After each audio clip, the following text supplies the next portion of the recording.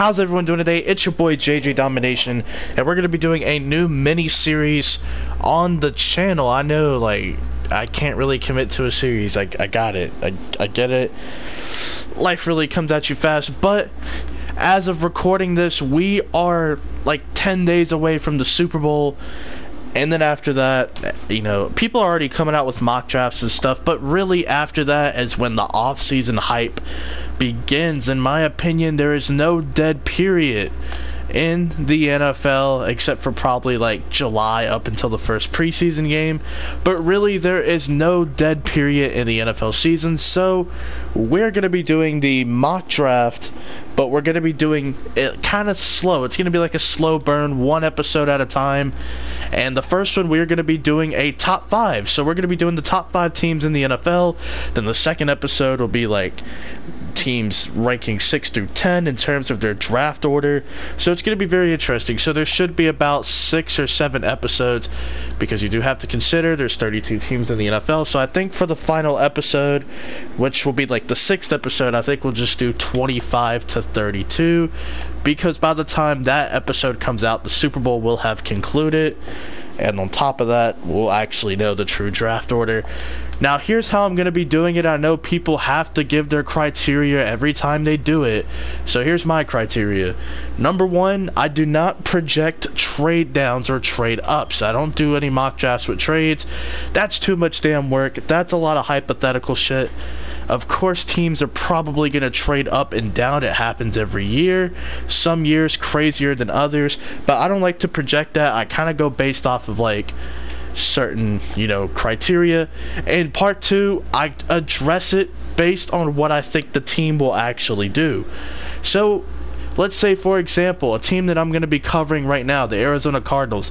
Who knows? They could make a selection or they could trade down, but I'm going to go with either way the player that I think they will select regardless of what happens. So if they trade down from like number 1 to number 3, I'm still going to address that area of need. So, you know, for example, one of the needs on this team is an edge rusher, which kind of gives away the first pick. If they were to trade down to, like, I don't know, number 6, number 7, I would have them taking an edge rusher, because that is one of their biggest needs, besides probably offensive line, wide receiver, so on and so forth. But you get what I'm saying, right? So we're going to go no trade downs and based on what I think the team will actually do. And that's really the criteria. It's that simple. I think it's going to be a fun little interesting 6-episode series. I'll even do like my own folder on it.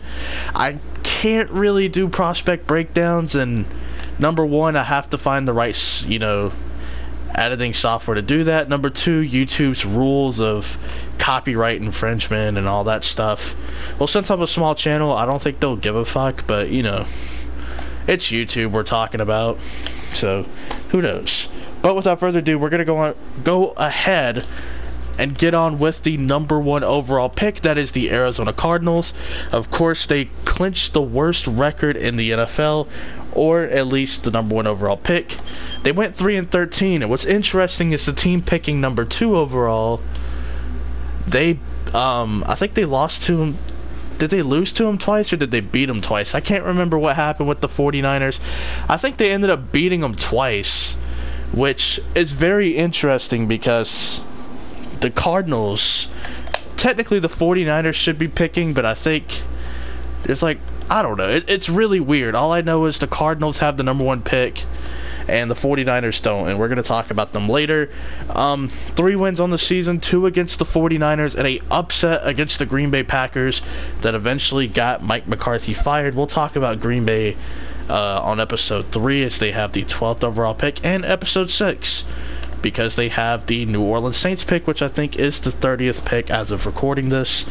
So we'll talk about them later. The Arizona Cardinals, of course, Josh Rosen, not the greatest of rookie seasons. He did have a turnover-filled season, and they didn't really have a lot of success. He didn't really establish a connection with Larry Fitzgerald until like the mid-season.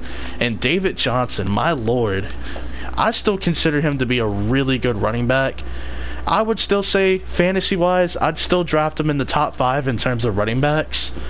But dude, this offensive line was absolutely terrible. and the lack of carries for David Johnson. There were games where he had like 8 or 9 carries, and this is a guy, in my opinion, who needs 25 to 30 touches a game. He's that kind of back. He's that dynamic. He's that explosive. Give the man his touches. He warrants those kind of touches. And the thing is, he's really being underpaid compared to the guys you're going to have to pay in free agency. Cough, cough, Le'Veon Bell, Tevin Coleman, potentially. He's vastly underpaid. He makes like $11.5 million a year, which, to put that in perspective, that's like $1 million more than LaShawn McCoy, who is 32 years old. So, without further ado, we're going to go ahead and give you the first pick. I know, this one took forever. But with the number 1 overall pick, I have the Arizona Cardinals taking the very popular selection, Nick Bosa. He is graded out as the number 1 prospect according to a lot of people who claim to be draft experts, or just people that are really knowledgeable on college football and the drafting process and all that. So Nick Bosa, of course, I believe he only played like 3 games this season in college football, but he had like 4 sacks and I believe like 7 tackles for loss. So he shows flashes of being really good. But the problem is, of course, obviously he was injured this year. So you're probably thinking, well, he only played 3 games and he was injured. How is he the number 1 pick in the draft? Well, let's just say he's related to an NFL player. I mean, obviously you heard the name Nick Bosa. Does Joey Bosa ring a bell?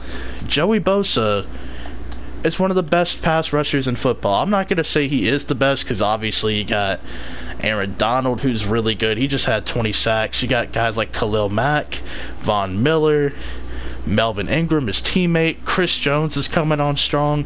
There are some good pass rushers in the NFL. I would say definitely, though, Joey Bosa, overlooked at times because he has been injured for parts of his career. So it's like, okay, why are you betting on a guy that's been injured? Because when he's on the field, he can absolutely produce. Same thing with his brother Nick, who we are going to be taking here at number 1 overall. So without further ado, we're going to go ahead and get on with the 49ers pick. And here we are with the number 2 overall pick. We do have the San Francisco 49ers. Now, the 49ers, to me, are just one of those teams that have been beat up with injuries. Check this out. So they've been through 3 different quarterbacks, 5 different running backs, 8 different receivers.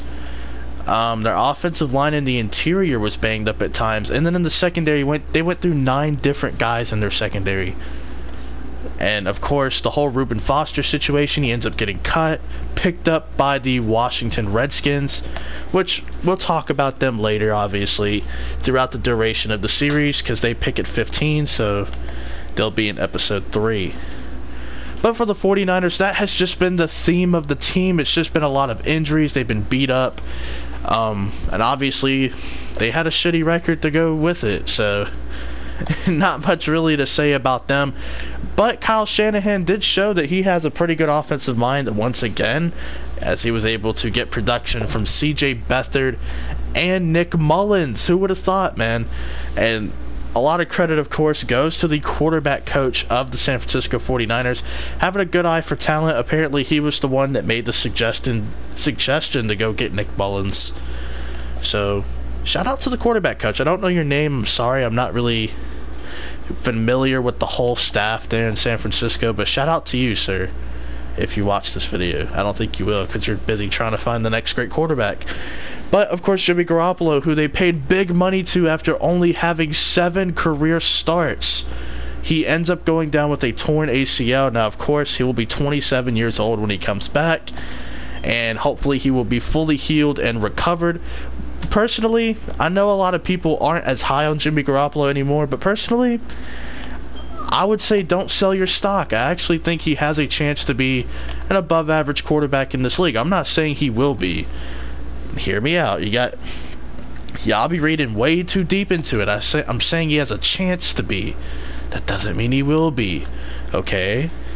I'm saying he has a chance. And he does. I feel like he does. Yeah, so a lot of personnel change due to injuries. And you look at the receiving core, they may have to cut Pierre Garçon because he just hasn't really produced in the last 2 years. They have receivers like Marquise Goodwin, Dante Pettis, and Trent Taylor, who in my opinion are all either slot guys or speedy guys, and they need that big body receiver. You look at how the Philadelphia Eagles have a guy like Alshon Jeffrey. You look at how the Falcons, well, I mean, it's the Falcons and it's Julio Jones, for crying out loud, but they have a big guy like Julio. You see Tampa Bay has a guy like Mike Evans. It really benefits to having a big possession receiver who could do a little bit of everything as well. And I think the 49ers could use a guy like that. However they choose to address it, that's okay. But I'm really conflicted on what the pick should be for the 49ers. I feel like they could go in a couple of different directions. They could trade down, but like I said, I don't do trade downs. So with the second overall pick, we're going to go Josh Allen out of Kentucky. Now, this is a very interesting prospect, of course. This is a guy, Josh Allen, who, you know, I know what you're thinking. The Josh Allen from Buffalo. No, this is Josh Allen from Kentucky, who could have came out last year. And he, you know, a lot of people had him graded then as a first rounder, but just not this high, obviously. But Josh Allen is a guy for Kentucky that led the SEC in sacks. He was a big-time player at Kentucky. He was part of the reason why Kentucky had a lot of success this season in their football program. And they're no longer just looked at as the basketball program school. They're actually really good at football. Who knew? So Josh Allen leads the SEC in sacks. He's a very versatile player. In a 3-4, he could be an edge. In a 4-3, he can be a defensive end. He has good coverage ability, so really he could fit in any defensive scheme, and I think that brings value to a team like the 49ers, who we don't really know what they want to do, because look at the team, look at the personnel. They have drafted, I think, three defensive linemen in the last 4 years. You look at DeForest Buckner. You know, he's more of an interior guy, but he's a really good interior guy. If they ran a 3-4, he could possibly be a defensive end, but he's a really good 4-3 defensive tackle. Then you look at Eric Armstead. He's kind of been struggling as a 4-3 defensive end. He's more of an interior guy who can eat up in the run game, probably get a couple of coverage sacks here and there. And then you look at Solomon Thomas, who a lot of people thought would be like really good for this team. He's been okay. He's had his moments, but to me, he's better served inside. So they basically drafted a bunch of 3-4 defensive ends for a 4-3 scheme, which is kind of confusing, but it is what it is. They'll actually get a pure edge rusher here in Josh Allen. And now we move to the number 3 overall selection. Let's see what the New York Jets have up their sleeve. And here at number 3 overall, we do have the New York football, well, it's not really the football Giants, but we have Gang Green, the New York Jets. There we go. I didn't want to butcher anything there. The New York Jets, of course, they fired their head coach Todd Bowles, and they ended up hiring Adam Gase from Miami, who, in my opinion, wrongfully fired. I mean, you didn't have a whole lot to work with anyway, and you went 7-9 over there in Miami, so we'll see what you can do for the Jets. Obviously, Sam Darnold, you know, I'll be grading like rookie quarterbacks and stuff in the future with Aaron. He was turnover prone, not really the sharpest, but in my opinion, late down the stretch, he had a really good December, turnover free December, which to me definitely helped out. So good for him. But anywho, we're not going to talk about him too much.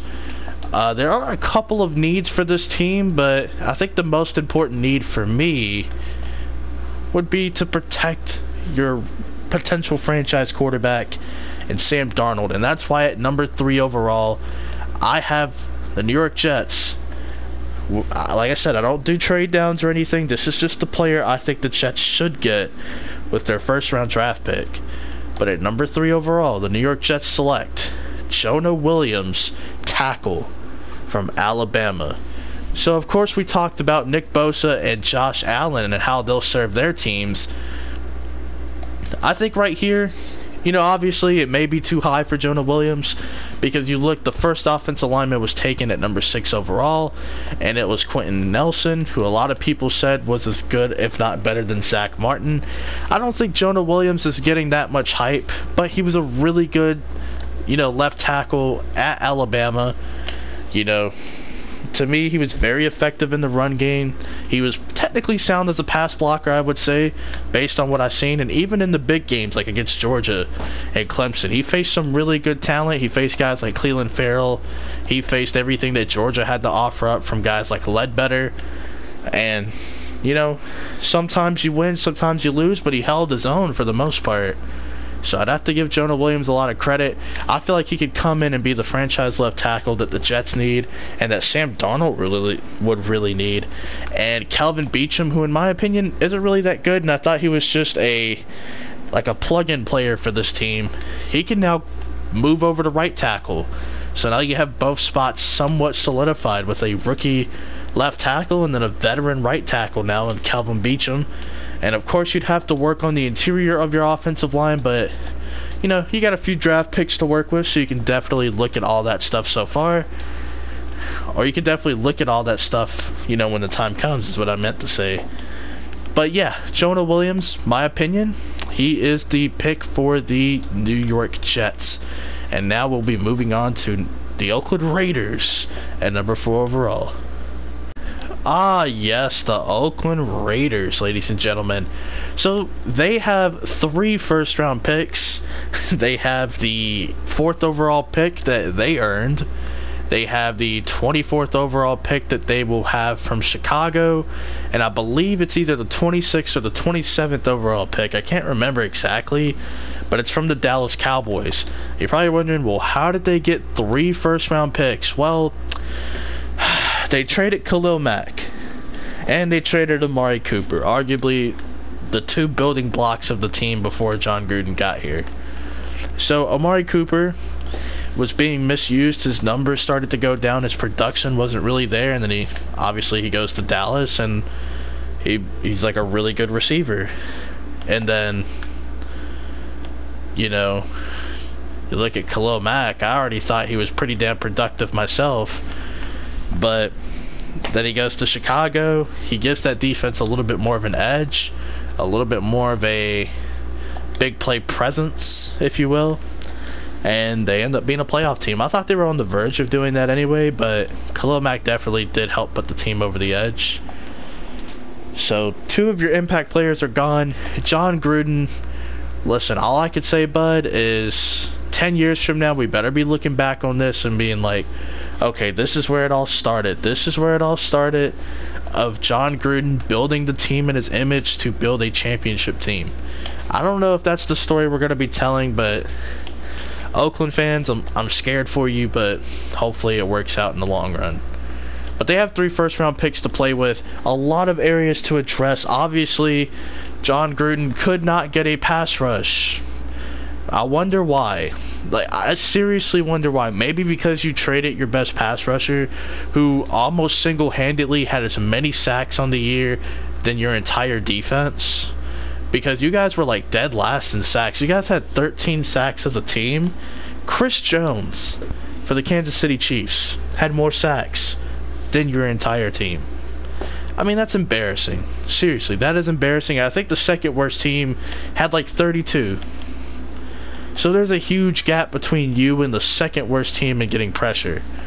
So if I'm the Oakland Raiders, you definitely want some sort of pass rusher. You definitely want, somebody who's just going to make an impact on defense. They could desperately use a linebacker as well. They could use a wide receiver. But I think they'll address that with one of their later first-round picks, as you'll see throughout the duration of the series. They could probably use another offensive lineman, because rumor has it they may cut Kelechi Osemele, and plus Donald Penn is starting to get old, so you may want to look into getting an offensive lineman. Maybe one's available where you pick. I don't know 100% know for sure. They could use, they could use a free safety, because the only good safety they have is Carl Joseph. They could probably use another corner.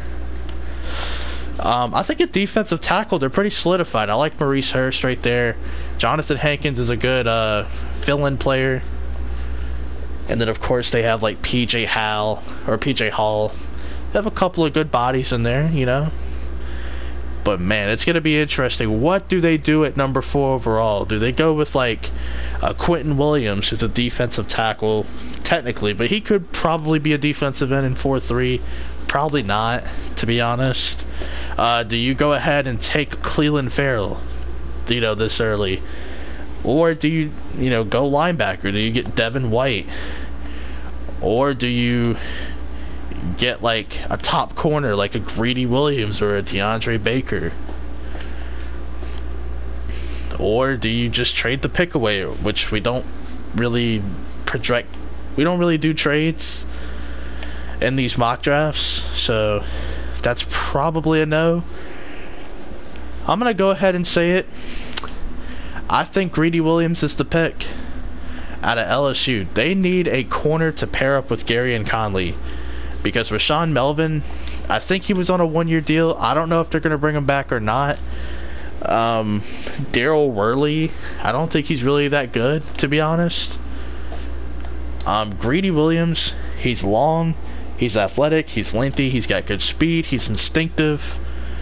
He looks like he's going to be a solid corner in this league. I don't know who I'd compare him to, and I don't really like to do lazy comparisons. Honestly, when I do comparisons, it's based on the skill set, and it's based on like intangibles and stuff. So I don't know who I'd compare Greedy Williams to. I'd have to watch more film on him, but they just need a playmaker on defense, and whether that's on the defensive line or you get a good player for your secondary like Greedy Williams, either way you need that guy. Of course the Raiders will have money to play with in free agency, but we're strictly talking about the draft, so they could get their edge rusher in free agency. But to be honest, I think Greedy Williams is the pick. It could be a little too high. I've seen Greedy Williams in some mock drafts go as low as 22, and I've seen him go as early as number 4. Actually, no, I've seen him go as early as number 2 to the 49ers, so I wouldn't necessarily say it's a reach. You don't really know because it's the early mock draft. Obviously, when the scouting, comes back, like, we get to see the combine and more news on some of the scouts and everything, then we could probably make a better opinion and assessment about like some of the players. But it's an early mock draft. Some people actually did their early mock draft back in like November, before guys like Justin Herbert declared to go back to school for his senior year. So number 4, I'm going to go with Greedy Williams. I know right now it kind of sounds crazy, but hey, maybe in 2 months he does slide up the board because of how well he tested the combine, or maybe he falls off because he has some undisclosed injury or off the field concerns. Who knows? That's just how the nature of the draft works. But we're going to wrap up this episode with the 5th overall pick, Tampa Bay. You are on the clock. And to wrap up episode 1, we do have the Tampa Bay Buccaneers picking at number 5. Something I forgot to mention in the Arizona Cardinals video that I talked about, or not the Cardinals video, but in the part where I talk about Arizona, something I forgot to mention where I did with the New York Jets was the head coaching position. So the Jets, like I said, they hired Adam Gase. The Cardinals hired Cliff Kingsbury, I think that's his name. And he has like 0 NFL experience. He was a below 500 coach at Texas Tech. I think he had some experience on the A&M staff when like Manziel was there. But this is a guy who had Baker Mayfield and Patrick Mahomes who couldn't even go 500. But anywho, we're not talking about Arizona right now. I just forgot to bring that up. We're talking about the Tampa Bay Buccaneers, who fired Dirk Cutter, who is going back to the Atlanta Falcons on their coaching staff. And they bring in Bruce Arians, who stepped away from the game of football for a year. He actually did commentate a couple of games throughout the season. I think one of them was a Tampa Bay game, ironic enough. So he kind of saw what he wanted. This was a very interesting team. They were like the talk of the NFL for like the first 2.5 weeks. Because Ryan Fitzpatrick was starting, and Jameis Winston had a 3-game suspension for some incident that happened like 5 years ago that all of a sudden magically came up, which was like something to do with an Uber or something with like his old teammate Ronald Darby from Florida State. But Ryan Fitzpatrick was balling out. Deshaun Jackson looked like one of the best deep threats of the league. Mike Evans was doing all right. O.J. Howard looked like an absolute stud, like we knew he could be. And all of a sudden, you know, here they are. They beat the Falcons. They beat the defending champs, Philadelphia. Or not the Falcons, excuse me. They beat the New Orleans Saints. Who was it that beat the Falcons? The Eagles, I'm sorry. They beat the New Orleans Saints. And they beat the Philadelphia Eagles, who both made it to the playoffs. They lost to Pittsburgh, who didn't even make it to the postseason. They get absolutely obliterated by Chicago. We see Jameis Winston come in. He had a shaky year. You know, he has these games where he'll throw like 3 or 4 interceptions, maybe have 2 touchdowns. But then he has these games where he throws for like 4 touchdowns, 1 interception. And he's making all these crazy-ass plays, and he's trying to prove he's a franchise quarterback. Bruce Arians apparently really likes Jameis Winston, and he's going to stick out with him. They kind of... It's a 50-50 situation, because if they don't stick with Jameis Winston, then they're basically accepting the L. They're basically accepting failure. And the fact that they invested the #1 overall pick on Jameis Winston, who is arguably one of the best... Heisman winners in like recent memory, or one of the best, excuse me, not Heisman winners, but one of the best like college quarterbacks. Like, remember as a freshman he had like a killer season, arguably one of the best freshman seasons ever for a quarterback, and he was a really good college player. I think he was a national champion at one point. I could be wrong there too. My college history isn't necessarily the sharpest compared to my NFL history, but yeah, Jameis Winston was a stud in college. That's all you really need to know. And in the NFL, similar to his college days, in college he was not necessarily safe with the football. In the NFL, he kind of thinks he can make every throw in the book, but not really. He can't. I don't think anyone's told him that yet. But Bruce Arians likes him some Jameis Winston. I still kind of like Jameis Winston. I know it's like very unpopular between me and all of my other friends, but a lot of my other friends say some unpopular shit too, and I just kind of deal with it. So they can deal with me saying that Jameis Winston could turn out to be at least an average quarterback, an average starter. This team did definitely have a lot of weaknesses. A lack of a run game. At times Peyton Barber was solid, but then, you know, they wanted to have Ronald Jones, who was a 2nd-round pick, like get some action, and he didn't necessarily play well, and a lot of it had to deal with injury. I thought they had good wide receiver play, and the passing stats on the season from both quarterbacks will indicate that. And then you look at the offensive line. I think they're a couple of good offensive linemen away from having a solidified offensive line. On defense, they did better at getting pressure, but they were still pretty bad overall and getting sacks and getting pressure. Their secondary is atrocious. This is probably the pick where you would have to go with somebody in the secondary. But to be honest with you, I don't know what I want to do with this Tampa Bay pick. They could go in a lot of areas. They could go best available. They could get like Greedy Williams if the Raiders don't get him. I don't think they should add another linebacker. I don't think they should go for another quarterback. I don't know, man. They could probably trade back and get like a Deontay Thompson from Alabama, but I'm not 100% sure. So I decided I'm going to go best available. I'm going to go Quentin Williams at number 5, and it doesn't make a lot of sense, but you look at Gerald McCoy, he's getting up there in age.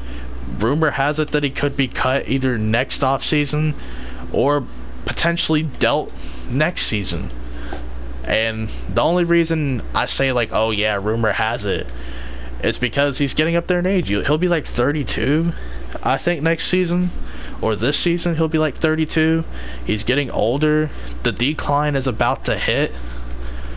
So Gerald McCoy could be out. And of course you have Vita Vea. So imagine for the next 7 years, or I won't go that far, but imagine for the next like 4 or 5 years having Vita Vea and Quentin Williams on the inside. And you could get some nice pass rushers, of course, later on in the draft. I think the value could be a little bit better.